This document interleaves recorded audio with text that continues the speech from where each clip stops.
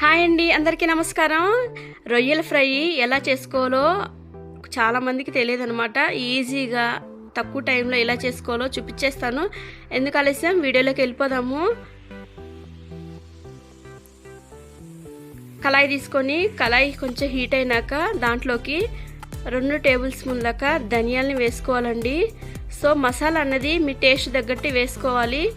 జీలకర్ర 1/2 tea spoon, యాలకులు 3, లవంగాయలు 5, దాల్చిన చెక్క చిన్న అయితే 2 వేసుకోండి. అలానే బిర్యానీ ఆకు, ఎండుమిరపకాయలు మీ కారం తగ్గట్టు వేసుకోవాలి. అలానే మిరియాలు కూడా మీ స్పైసీని తినేదాన్ని బట్టి చూసి వేసుకోవాలి.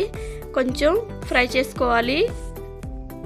ఫ్రై చేసుకొని పక్కన పెట్టుకున్నాక అదే కళాయిలో ఆయిల్ వేసుకోవాలండి. ఆయిల్ హీట్ అయినాక సన్నగా కట్ చేసుకున్న ఆనియన్స్ని కూడా వేసుకోవాలి.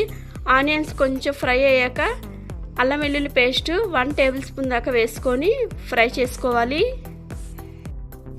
శుభ్రంగా కడిగి పెట్టుకున్న రొయ్యల్ని వేసుకోవాలి. రొయ్యల్ని కొంచెం పసుపు అలానే ఉప్పు వేసుకొని కడుక్కోవాలండి. కర్రీ అనేది అప్పుడే నీసు వాసన రాకుండా ఉంటుంది. ఇలా అంతా ఒకసారి మసాలా అంతా కలిపి పెట్టుకున్నాక కొంచెం 1/2 టీ స్పూన్ పసుపు వేసుకోవాలి.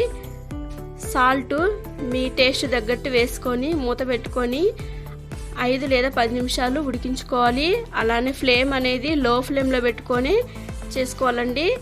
ఇలా కొంచెం ఫ్రై అయినాక ఇందాక వేయించుకున్న మసాలాలని కూడా వేసుకొని అలానే కొబ్బరి పొడి కూడా వేసుకొని అంతా ఒకసారి కలుపుకుంటే టేస్టీ ఎమ్మీ రొయ్యల ఫ్రై రెడీ. చాలా బాగుంటుంది. జస్ట్ తక్కువ టైంలోనే ఈజీగా చేసుకోవచ్చు. పిల్లలు కూడా చాలా ఇష్టంగా తింటారు. సో మీరు కూడా ట్రై చేసి మీకు ఎలా వచ్చిందో కామెంట్ బాక్స్లో కామెంట్ చేయండి. అలానే ఒక లైక్ చేయండి, షేర్ చేయండి, సబ్స్క్రైబ్ చేసుకోండి. మరిన్ని రెసిపీస్ కోసం చూస్తూనే ఉండండి. మీ తెలుగు సిస్టర్స్.